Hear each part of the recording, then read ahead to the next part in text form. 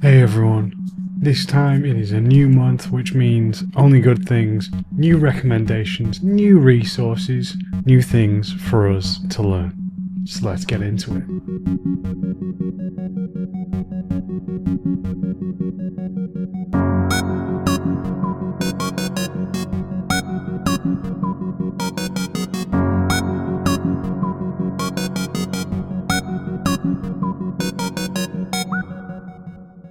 Hey everyone, I hope you're well, playing and making the games that you all love. You're joining me, your host, Max Pears, lead level designer. Happy to be here with you, and thank you for taking the time, whether it's morning, evening, or night. I appreciate you listening to this. So yeah, it is a new month. It is some really cool stuff going on by the time I'm recording this. It's September when this comes out, but it's just roughly coming to the end of Gamescom while I'm recording this one. So I want to talk about a few things that I've seen there, some cool elements that I've been listening to, watching, learning from, and I think could be interesting for all of us to learn and grow. So that's where I want to kick things off. Instead of a traditional sponsor, what I'm offering now is that of joining the mailing list. Social media is constantly changing all the time, as we're seeing some people are leaving Twitter, others are choosing to remain, Blue Sky, Threads, all of this. So it's really hard to reach out to all of you incredible aspiring and current game devs. So what I'm offering here is that of a emailing list. So if you want to be kept up to date with all of the great level design news, as well as get your free guide, which is my 10 tips towards better level design, then please join the mailing list.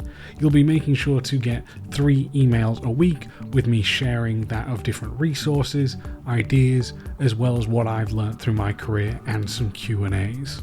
So if you're constantly looking to improve level design and instead trying to figure out where all this information may be, then look no further than the mailing list. Check down in the description below to join now and get that of your 10 tips to improve your level design.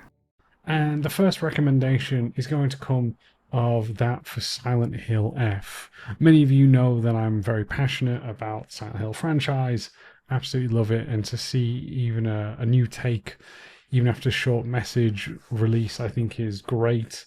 I know this one has a few questions with it being based out in Japan, but I was fortunate enough recently to go give a talk over at that of the new developers behind Silent Hill F. I say new, they've been around for a long time, but new, shall we say, taking ownership of the franchise, which is that of Neo Bards. And there is a great behind the scenes episode on the Silent Hill channel where it's called Silent Hill F Designing the World of Silent Hill F. And basically you'll see and hear about the collaboration between that of Konami and that of Neo Bards as well, discussing what it is, how they came together, what made them align on this vision, and how they contribute as well as work together on such a beloved franchise.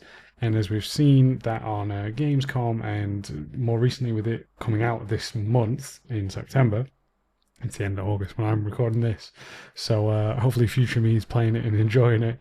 But we've got some great stuff going on with them kind of sharing their design process. And that to me is fascinating. Again, how do we get that horror, but not only the essence of traditional horror, but more Japanese horror, like many of you'll know with Ring being one of the big breakout hits from Japan that got reimagined into the Western world, for better or for worse, and their own distinct value of this aspect of horror and how they've kind of translated that across into the Silent Hill franchise. Again, I think it's a incredible behind the scenes. I'm really looking forward to this one, so I hope you enjoy this one, and we'll move on to now resource number 2. So for those of you who may not know, I think we talked about this briefly before, but we've talked about that of a game developer formerly known as Gamasutra have their own podcast, and one of the episodes that came out recently is that of Mike Biffles, and him talking about his kind of experience going from really one of, I guess we can call it one of the first more renowned indie game developers to making and hosting his own studio. Some of you may be aware that sadly they did have layoffs as well. in, I think it was either end of July or early August.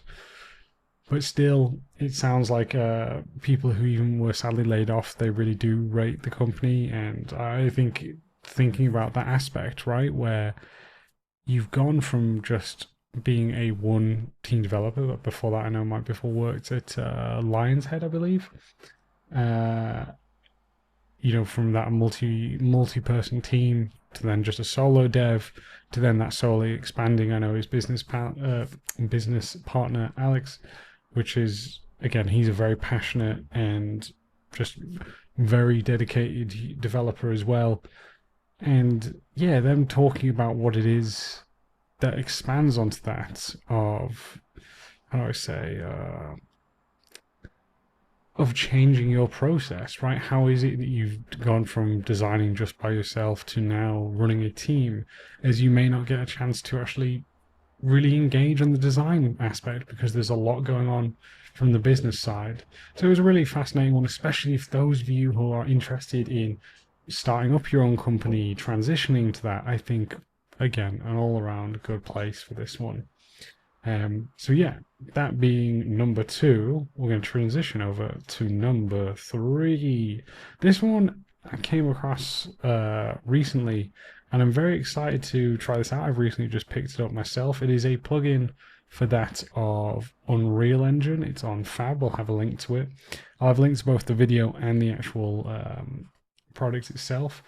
It's by that of the team at Black Eye Technologies, and it is a very powerful camera system, right? It's called Black Eye Camera, but they really break down how it is they've changed it, right? If any of you have done sequence editing, it would be something of keyframing out your cameras, but this now is a system that allows you to have a much smoother transition point in terms of the camera locks onto that of a target, follows it, moves around with this, and how they've just upgraded the traditional camera system into something that's far more, I guess, dynamic, far more intuitive.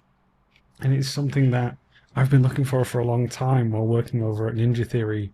Their internal camera system was incredible, arguably one of the best, definitely best in doing things. I think there's a room of improvements for the usability, but I'm sure they've improved that.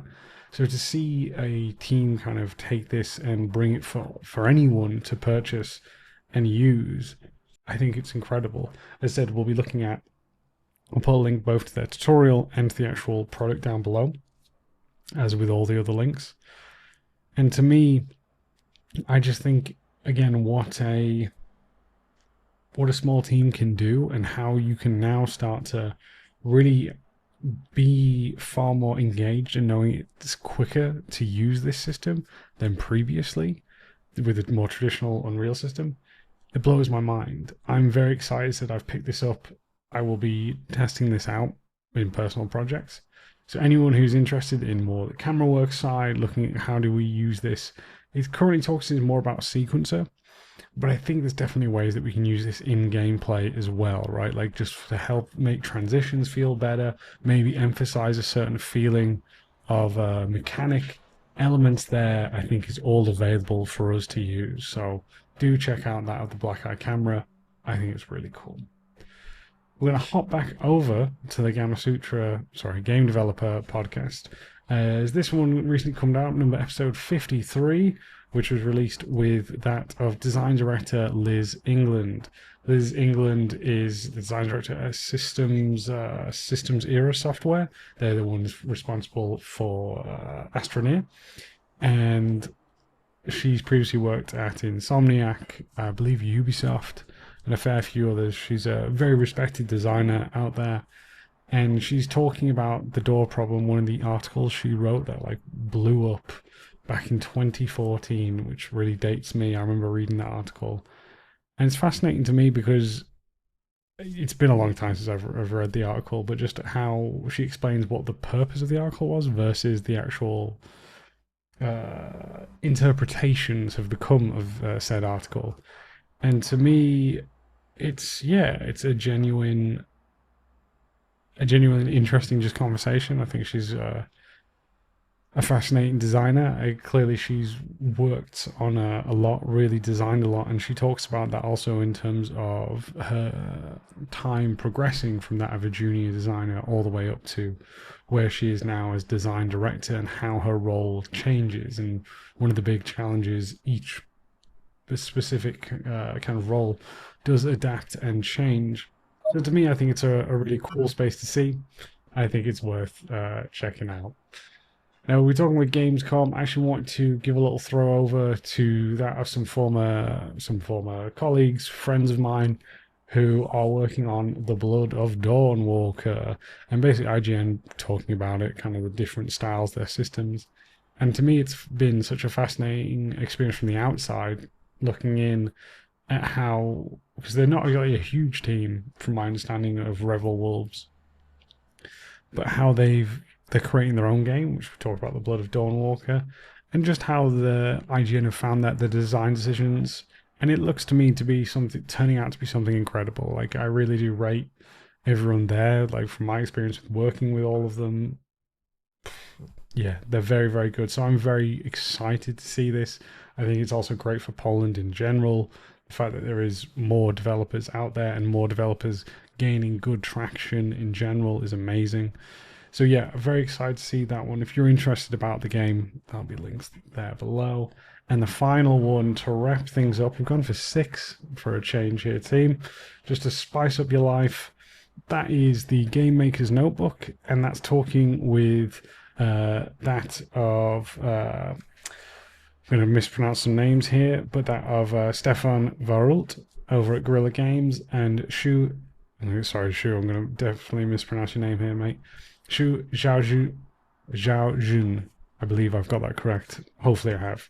But them talking about how they collaborated from Guerrilla Games and Studio Gobo to make that of the Lego Horizons adventure. And yeah, that released end of last year. I've got a couple of friends who worked on that one as well. And so for me to see more of, again, how we're seeing co-dev changing, how we're seeing it adapt, is incredible. So they break down their own experiences, how they came together, how they worked together. As we know, there was 3 studios involved, as we talked about. Guerrilla Games, who obviously own the license of Horizon. Then we have that of Studio Gobo, the creators. And then you've got Lego in there as well. So how do you put together or pull all 3 shareholders into a unified vision that is to lead, and where do you get the freedom, right? How do you find the balance that appeases both studios but still gives you creative freedom to go take this in a different direction? So to me, I think it's great. I think it was a really good episode. I really enjoyed this. They both seem like incredible developers, and I just rate them both highly from how they come across. I think it comes across very, very well, and fascinating for us to learn as game development is ever shifting, ever growing, and ever changing. So thank you all very much for taking the time to join me today. The episodes we talked about was that of resource number 1, which was Mike Biffle's journey into creating his own studio. We looked then at resource number 2, which was Silent Hill F, designing the world for that. Resource number 3 was the Black Eye camera system. Resource number 4 was revisiting the door problem with Liz England. And resource number 5 was that of the Blood of Dawnwalker, talking about people's experience at Gamescom. And the final resource being that the Game Maker's Notebook, with that of the Lego Horizons adventure. So thank you all very much. I hope you appreciate this as I appreciate you listening. Go off, join, learn, and can't wait to hear from more resources from you all. Take care, everyone, and I'll catch you all next time.